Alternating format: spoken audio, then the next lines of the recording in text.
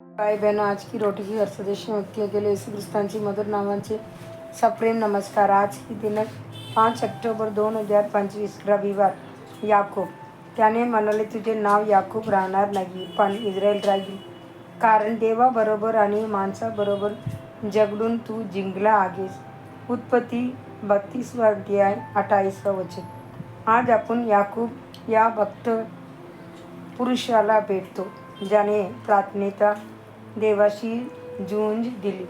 याकूब या नावाचे अर्थ झगडणारा, बसवणारा किंवा इतरांचा अधिकार घेणारा असा होतो. याकूब आणि एसाव हे इसाक व रेबेका यांना झालेली जुळी मुले होती. याकूब मेंढपाळ होता, तर एसाव शिकारी व शेतात राहणारा मनुष्य होता. याकूबला नेहमी देवासाठी आणि त्यांची आशीर्वादासाठी धगन होती. पहिलवानपणाचा अधिकार मिळवण्यासाठी आणि एसावच्या वेबवाईमुळे त्याने एक वाटी शिजवलेल्या भाजीच्या बदल्यात तो अधिकार विकत घेतला.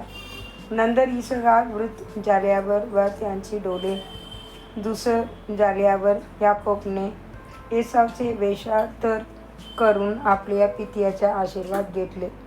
लाबान मामाने त्यांची मंजुरीत अनेक वेळा बदल केले, तरीही देवाची कृपेने याकूबची कलक वाढले आणि तो समृद्ध झाला. पण सर्वात महत्त्वाचे म्हणजे याकूबाने प्रभू सोबत रात्रभर झुंज दिली आणि म्हणाला, तू मला आशीर्वाद दिल्याशिवाय मी तुला सोडणार नाही.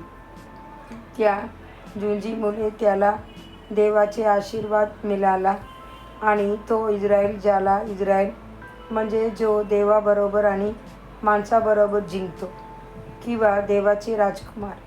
याकूबप्रमाणेच प्रत्येक विश्वासणाऱ्याने आत्मिक जीवनात पुढे जाण्याची धगन ठेवली पाहिजे. प्रार्थनेत झुंज देत राहा जोपर्यंत देवाचे आशीर्वाद मिळत नाही. जर तुला आत्मिक देणग्या आणि सामर्थ्य हवे असेल तर तुला याकोबाची चिकाटी द्यावी. एलिसानेही एलियाच्या आत्म्याचा दुप्पट भाग मागितला होता. त्याने एलियाची निष्ठेने सेवा केली, त्यांची प्रत्येक गरज पूर्ण केली. त्यांच्या या सातत्यपूर्ण इच्छेमुळे त्याला आत्म्याचे दुहेरी अभिषेक मिळाले. याकोबाने आपल्या जीवनभर आई वडिलांचे ऐकले आणि त्याने आनंद दिला. त्याचप्रमाणे येशू ख्रिस्त 30 वर्षांपर्यंत आपल्या पालकांखाली राहिला आणि नंतर आपल्या स्वर्गीय पित्याला पूर्णपणे अधीन झाला. त्याने स्वतःला नम्र केले आणि मृत्यूपर्यंत, क्रूसावरील मृत्यूपर्यंत आज्ञाधारक राहिला. फिलिप्पियन्स 2 अध्याय 8 वचन. तुझ्याकडे अशी आज्ञाधारकता आहे का?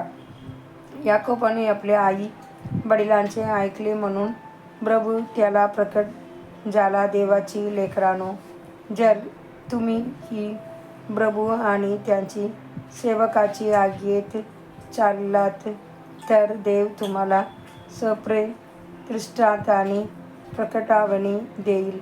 तो तुम्हाला नक्कीच आत्मिक व भौतिक आशीर्वाद देईल आणि इतरांसाठी आशीर्वाद ठरवेल. अधिक ज्ञानासाठी वचन. याकोबा, तुझे तंबू किती रमणीय आहेत. इस्रायला, तुझे निवास किती सुंदर आहे. हन्ना 24 अध्याय 5 वचन. आजचा बायबल अभ्यास सकाळी येसाया 23 अध्याय 24 अध्याय 25 अध्याय, संध्याकाळी फिलिप्पियन्स 1 अध्याय. धन्यवाद.